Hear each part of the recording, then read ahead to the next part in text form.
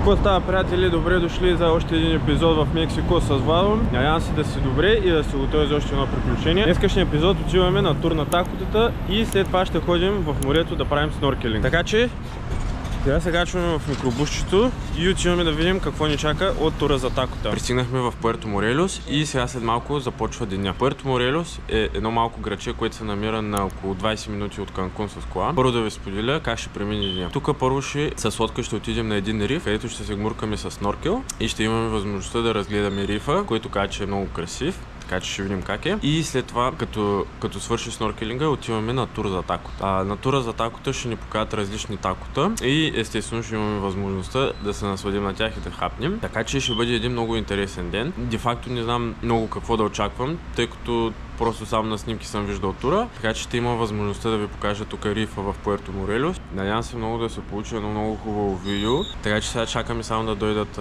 гайдовите, да ни направят инструктажа и отиваме към рифа. Хора направиха ни брифинга, т.е. инструктажа. Инструктираха ни да не пипаме нищо от природния парк, тъй като човека ни обясни, че около 60% от подводния живот е бил загубен поради несъобразителност от хората и невнимание, тъй като пипат, и това не е хубаво за подморските животни. Вече сме с спасителните жилетки и отиваме към лодката да отиваме към рифа.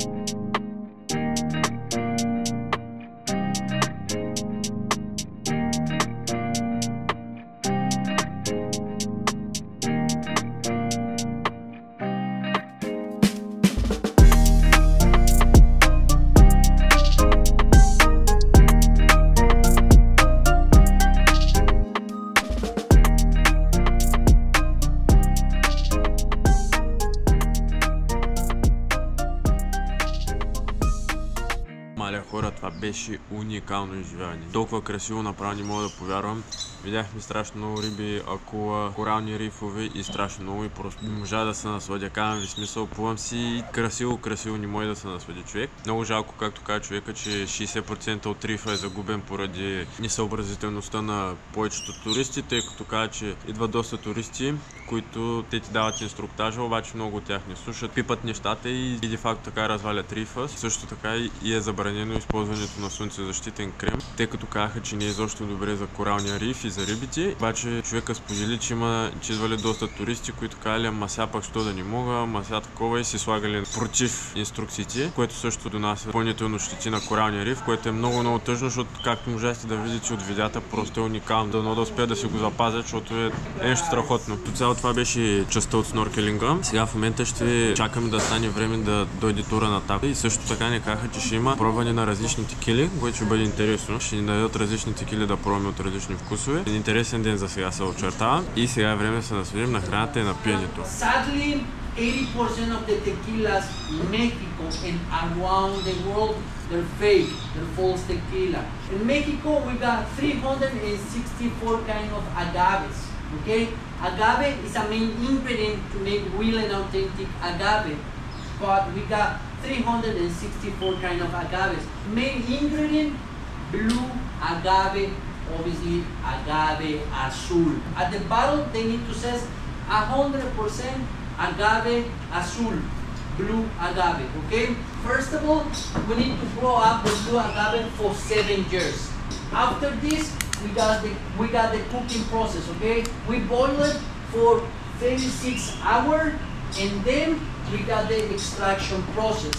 We used to use donkeys to smash all of the blue agaves, and then we got the honey, sugar from blue agave. Now, what we use is a volcano rock. The volcano rock, they smash all of the blue agaves, and then boom, we got the honey, we got sugar from blue agave. So if you buy a really an authentic blue agave tequila, no hangover. Why? Because you got no chemicals on the blue agave, no sugar. The most important, no sugar on the blue agave tequila, guys. So after the extraction, we got the fermentation process, and then we got distillation. On the distillation process, we got two different kind of distillation. The first one, it's 90% proof, 90% alcohol, which is not drinkable, you know. Second one, we got 40% alcohol. So another tip for everybody. If you wanna buy a bottle of tequila, first of all, they need to say 100% agave azul. Second one, 40% alcohol, guys, okay? Tequila come from Tequila, Jalisco, Mexico, guys, okay? Especially on the peninsula of Yucatan, people with a bunch of money, they try to grow up the blue agaves right there, you know. When they start to do the tequila here at Yucatan, tastes totally different. So why? Because here we are on the ocean. So Jalisco is high. Nutrients of the land is totally different. It's cold, everything, you know, everything changed. So that's why the only way to get real and authentic tequila, it's gonna be on Tequila Jalisco Mexico. Okay, let's stop to talk and let's get drunk.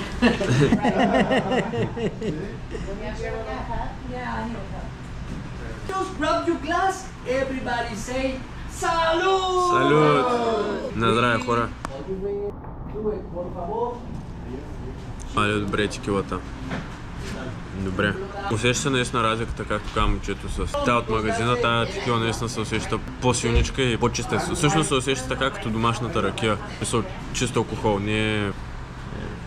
Сега е време да пробваме от жълтата текила. Първата, която пробвахме, беше бялата текила, която се прави от азул агаве. Не знам точно как, ще напиша долу какво означава точно. Сега е време да пробваме златната текила.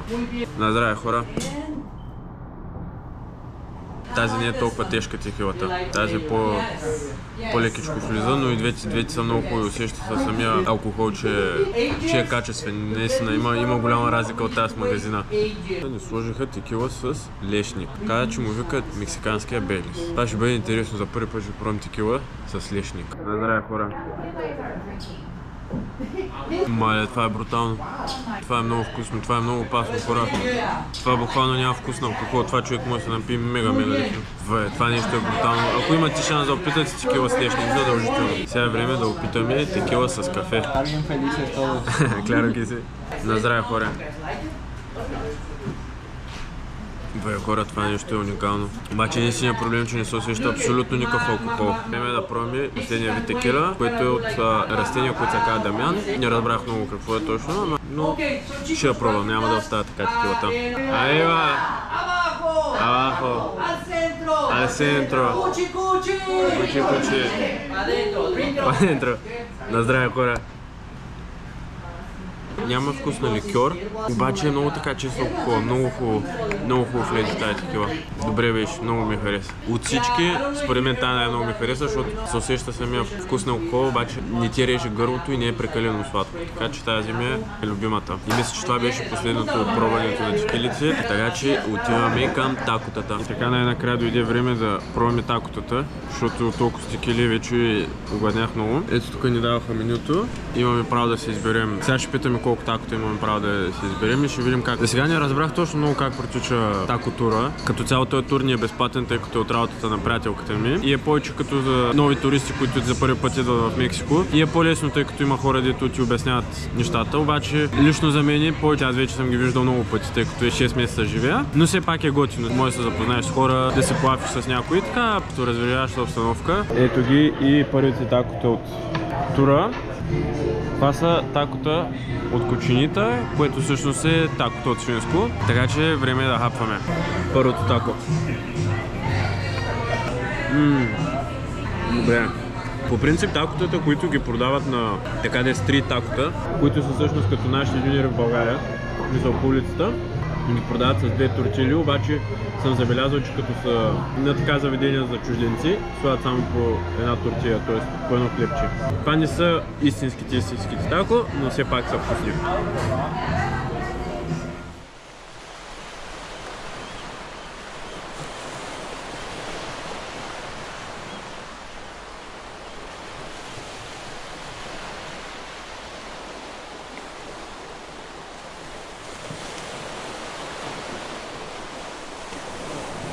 Вече сме на последната спирка от тако тура. Като цяло малко съм разочарован от този тако тур, тъй като аз очаквах да пробваме различни такота, обаче то беше малко повече като даваха ни първо такота и след това искаха да ни покажат къде правят такотата. В смисъл имаше едно място, където имаше като пеш, където казаха, че една жена прави тортилите за такота, обаче днеска не знам защо е нямало, после други неща нямаше, разведоха на изграда като цяло Пуерто Морелиос и ни обясниха някои работи, обаче не беше нещо особено, нали, просто ни обясниха, че националният парк, т.е. рифа, ето там морето е защитена зона, че има много гори наоколо, нали, неща, които вече ги знам, не беше нещо особено. Пак направихме се една разходка из Пуерто Морелиос и сега ни казаха, че ще ни донесат последните такота. И като цяло казаха, че това е след това имаме транспорт обратно до вкъщи, до Канкун. Най-готиното нещо според мен от целия ден днеска беше сноркелинга, защото беше уникално. В морето имаше акулата, както видяхте, и просто беше много красиво с рибките да плуваш.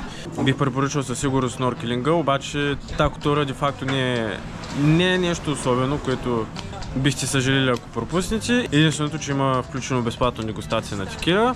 И като цяло това е, в момента си чакам тук такотата да дойдат да хапна и след това се прибираме към Канкун. Ето ги последните такота, тия такота са малко така по-простички, в смисъл само с пилешко и лук. Трябва да съм честен, това не са истинските такота на Мексико, но просто това е от тура, тъй като все пак е предвидено за чужденци, не е предвидено за местни хора, но все пак не бих откарал безплатни такота, изгледат много вкусни. Ето тук имаме 2 сосчета и е време да опитам такотата. Сега е време да видим дали се заслужават такотата.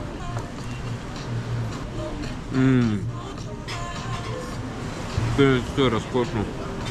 Може да не са истинските такота, обаче се заслужават. Така ви оставам да се насладя на такотата и продължавам видеото след малко. И така вече обратно в Канкун. Свършиха туровете за днеска, свърши сноркелинга, свършиха такотата и сега се чакам Uber за вкъщи и реших да използвам този момент, докато чакам да завърша видеото за днеска. Накратко да обобщя, беше много готин ден, спокойничък, сред природата, сред морето и с такота и текила. Като цяло това беше, надявам се много да ви е харесало това видео. Ако още не сте гледали последното ми видео, ви оставям линк долу в описанието и ако ви е харесало това видео, не забравяйте да ударите по един лайк нагоре, да се абонирате за канала и до нови срещи!